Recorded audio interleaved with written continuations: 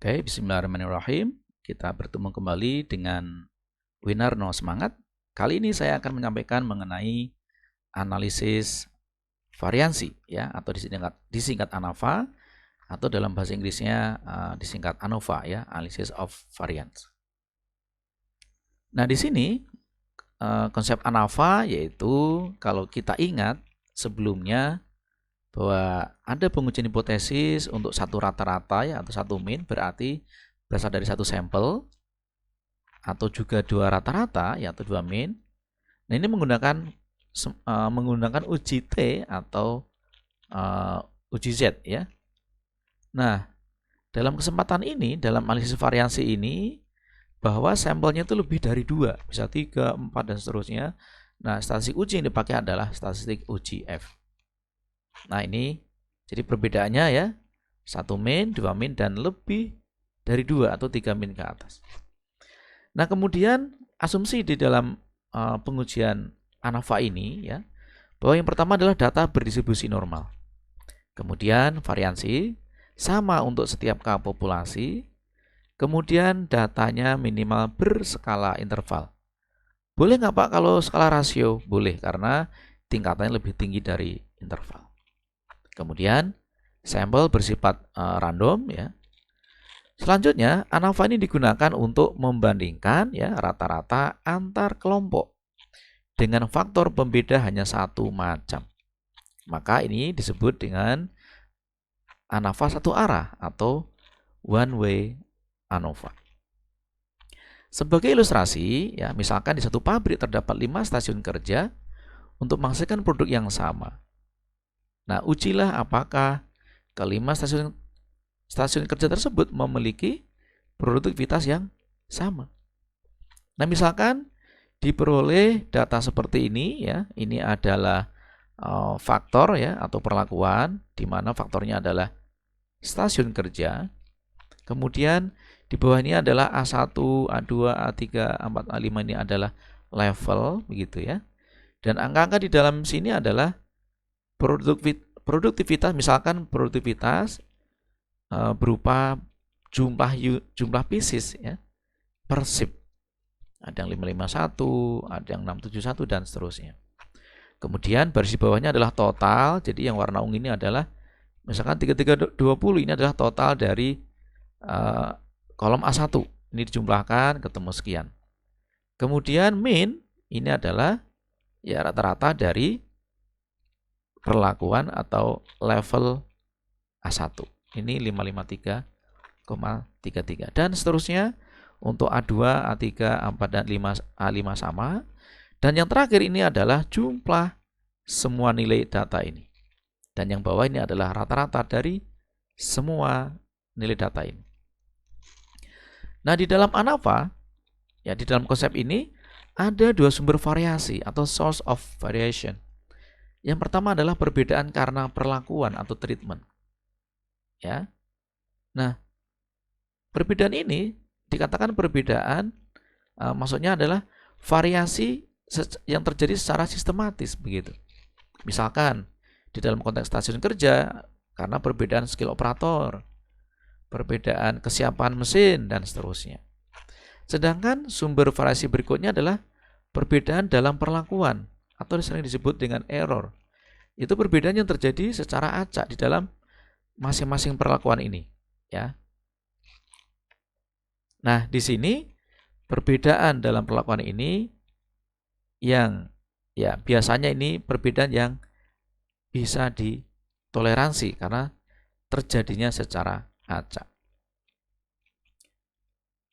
Nah, bagaimana struktur data di dalam analisis variansi satu arah ya? Di sini sebetulnya strukturnya sama dengan contoh tadi. Nah, ini ya kita notasikan begitu. Ini adalah faktornya. Boleh disebut faktor 1 begitu ya, atau faktor saja karena memang hanya satu.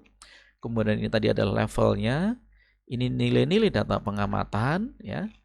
Dan kemudian ini adalah ini adalah jumlah ya setiap level tadi, dan ini adalah rata-rata. Dan tadi ini yang terakhir adalah jumlah keseluruhan dan rata-rata keseluruhan. Nah, lebih jelasnya bisa diperhatikan di sini. Apa itu K ya, N ya, YIN ya. Kemudian YI titik ya. Kemudian Y bar I titik. Kemudian Y titiknya ada 2 begitu ya. Bukan titik 2 tapi titiknya ada 2. Dan ini Y bar titiknya juga ada 2. Ya, saya kira ini menjadi lebih jelas ya masing-masing notasi yang ada di sini. Nah, bagaimana langkah pengujian hipotesisnya? Secara teoritis ya, ada yang menambahkan 5 langkah mungkin, 6 atau berapapun, namun biasanya dalam pengujian hipotesis akan ada komponen-komponen seperti ini. Yang pertama adalah definisikan H0 ya, hipotesis 0. Nah, di sini karena yang diuji adalah rata-ratanya, maka di sini rata-rata Mi1 sampai dengan Mi2 dan sampai K populasi begitu. Kalau ada 5 berarti ini sampai 5, kalau 6 ada 6 dan seterusnya. Kemudian untuk H1 ya adalah rata-rata setiap perlakuan berbeda atau minimal ada 2 perlakuan yang berbeda. Kemudian penentuan taraf signifikan atau alfa ya, biasanya nilainya adalah 0,05 atau 0,01. Kemudian tentukan titik kritis ya, yaitu ya menghitung F tabel. Nah, di sini rumusnya F tabel adalah 1 dibagi dengan F alpha dengan derajat bebas V2 V1. Ini sebetulnya ada teorinya begitu ya. Nanti di kesempatan yang lain akan lebih saya jelaskan begitu. Nah, V1 ini adalah derajat bebas pembilang dan V2 adalah derajat bebas untuk penyebut. Kemudian mencari F hitung ya, dan langkah berikutnya adalah membuat keputusan tolak H0 jika F hitung lebih besar dari F tabel dan berlaku sebaliknya. Nah, kita perhatikan di sini bahwa tandanya ini adalah lebih besar. Nah, berarti ini sebetulnya adalah uji pihak kanan. Ya. Uji satu arah pihak kanan atau arah kanan begitu. Setelah keputusan ditetapkan ya, maka tarik kesimpulan sesuai dengan konteks permasalahannya. Nah, kemudian bagaimana tabel ANAVA satu arahnya? Nah, di sini kita perhatikan ada 5 kolom gitu ya. Kemudian masing-masing kolom ini ada 3 baris. Kolom pertama ini adalah sumber variasinya, nanti ada perlakuan, ada error ya, dan total. Ya, seperti yang sudah dijelaskan sebelumnya. Kemudian masing-masing sumber variasi ini akan kita hitung jumlah kuadrat, derajat bebasnya, rata-rata kuadrat, dan nanti terakhir akan kita hitung F hitungnya. Ini ada CKA, CKE, CKT. Nah, ini sudah ya, ini keterangannya. Kemudian derajat bebasnya adalah K-1, berarti jumlah level ya dikurangi 1. Sedangkan untuk error ya, derajat bebasnya adalah jumlah perulangan dalam perlakuan tadi dikalikan jumlah perlakuannya. Nah, yang total sebetulnya adalah derajat bebas perlakuan ditambah derajat bebas error, itu sama dengan derajat bebas total. Kemudian rata-rata kuadrat tidak lain adalah masing-masing jumlah kuadrat ini dibagi dengan derajat bebasnya. Maka ini yang perlakuan sebagai S1 kuadrat dan yang error sebagai S2 kuadrat. Inilah yang disebut dengan pembilang dan ini adalah penyebut. Karena ini menggunakan V1, ini menggunakan V2 derajat bebasnya. Nah, F hitung rumusnya adalah S1 kuadrat dibagi S2 kuadrat. Nah, bagaimana untuk menghitung CKT? CKT ini cara ngitungnya adalah formulasinya seperti ini. Mungkin lebih mudahnya adalah semua data pengamatan tadi kita kuadratkan, kemudian dikurangi dengan jumlah semua data tadi ya, yang ujung kanan tadi ya, yang warna ungu tadi dikuadratkan baru dibagi dengan perkalian antara replikasi kali jumlah levelnya. Nah, ini untuk JKT. Ya, JKT ini adalah totalnya. Sekarang untuk perlakuan. Nah, perlakuan ini kita dihitungnya per perlakuan ngitungnya. Ya, jadi ini memang penjumlahan ya.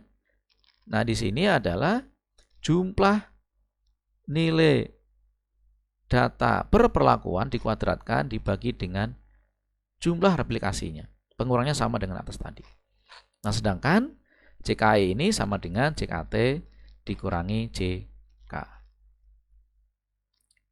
Semoga bisa dipahami ya. Mari kita lanjut ke slide berikutnya. Nah, sekarang di kasus yang tadi, kasus yang awal tadi ya. Nah, di sini dari kelima stasiun kerja ini diperoleh data hasil produksi per shift ya. Ini satuannya adalah basis per shift begitu, ada 551, 457 dan seterusnya. Untuk A1 ini totalnya sekian 3320. Kemudian rata-ratanya dihitung 553,33 dan seterusnya sampai A5 dihitung begitu juga. Dan ini tadi yang jumlah semuanya, dan ini rata-rata dari keseluruhan data. Nah, dari data ini bisa kita ketahui bahwa jumlah K-nya adalah 5, maka V1-nya adalah 5 kurangi 1 ya. Tadi K min 1 sama dengan 4. Kemudian N-nya adalah 6, kebetulan ini adalah sama ya. Ini sama. Maka V2-nya adalah 5 dikali 6 min 1. 5 tadi adalah levelnya, kemudian 6 ini adalah perulangannya masing-masing perlakuan, dan ini sama. Maka V1 4 dan V2-nya sama dengan 25. Tadi diketahui alfanya adalah 0,05. Nah, dari data ini maka kita bisa menghitung F tabel, yaitu 1 dibagi F 0,05 dengan derajat bebas V2, V1, hasilnya 2,76. Nah, ini sebetulnya lebih mudahnya kita bisa menggunakan fungsi yang ada di Excel dengan kita memanggil f.inv ya, sebenarnya inverse dengan diketahui alfanya dan derajat bebasnya. Bisa juga membaca mengetahui nilai dari F005.254 ini dengan menggunakan tabel. Cuma dalam kesempatan ini saya tampilkan dengan menggunakan Excel. Nah, terus data-data yang sudah diperoleh tadi ya, perhitungan tadi ya, kita masukkan ke dalam tabel ANAVA ya. Maka masing-masing kita masukkan, maka ketemu jumlah kuadrat perlakuan, kemudian jumlah kuadrat error ya, dan totalnya. Kemudian begitu juga masing-masing derajat bebasnya, kemudian rata-rata kuadrat ya, tadi rasio ya, perlakuan jumlah kuadrat dibagi derajat bebas, ketemu S1 kuadrat dan ini S2 kuadrat. Hasilnya kita masukkan di kolom ini ya, kita S1 kuadrat dibagi S2 kuadrat ketemu 4,30. Nah, selanjutnya kita akan masukkan ya hasil-hasil perhitungan tadi ke dalam langkah pengujian secara berurutan begitu ya. Saya kira untuk yang langkah 1, 2, 3 saya kira cukup jelas ya, bahwa ini semua rata-rata level tadi ya, atau stasiun kerja tadi adalah sama ya. Kemudian H1 ini adalah minimal ada 2 yang berbeda. Kemudian taraf nyatanya tadi 0,05. Dari hasil perhitungan titik kritisnya adalah di F tabel sama dengan 2,76. Nah, kemudian F hitungnya maka dari perhitungan tadi didapat 4,30. Sehingga bisa diputuskan tolak H0 karena apa? Karena F hitung ini lebih besar dari F tabel. Maka dapat disimpulkan bahwa rata-rata produktivitas ke-5 stasiun kerja tersebut berbeda. Nah, ini tadi kita sudah melakukan analisis variasi di mana jumlah perulangannya itu adalah sama, yaitu N tadi. Nah, bagaimana Pak kalau jumlah perulangan setiap level itu berbeda-beda? Nah, kita kembali ke rumus yang ini tadi. Nah, kembali ke rumus ini. Karena ini jumlah perulangannya adalah sama, ya, maka ini dinotasikan dengan N. Nah, jika berbeda-beda, maka kita jumlahkan semua perulangan. Misalkan kalau perulangan A1 tadi 4, ya berarti 4. Yang A2 perulangannya ada 6, berarti 4 tambah 6, dan seterusnya. Sampai semuanya dijumlahkan terus menjadi pembagi di persamaan ini. Begitu juga untuk yang rumus JKA. maka yang N ini ya kita tidak langsung ini dijumlahkan terus bagi N, tetapi masing-masing kita jumlahkan per perlakuan. Berarti misalkan karena ini masing-masing berbeda, maka Y1 kuadrat dibagi dengan N1. Kemudian Y2 kuadrat dibagi N2 dijumlahkan. Nah, hasil penjumlahan ini baru dikurangkan dengan yang sisi ini. Nah, saya kira tidak ada masalah ya. Jadi ya tinggal dihitung ya dan nanti dimasukkan ke tabel ANAFA ini. Ya, saya kira bisa diikuti dengan mudah ya. Semoga bisa bermanfaat dan memang bisa memudahkan dalam memahami analisis variansi. Silahkan klik tombol like ya dan klik tombol subscribe. Jadi nanti kalau saya ada video yang baru ya Anda akan mendapat pemberitahuan yang pertama begitu. Dan agar materi pembelajaran ini bisa bermanfaat kepada lebih banyak orang, silahkan di-share kepada teman-teman Anda.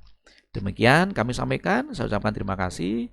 Wassalamualaikum warahmatullahi wabarakatuh.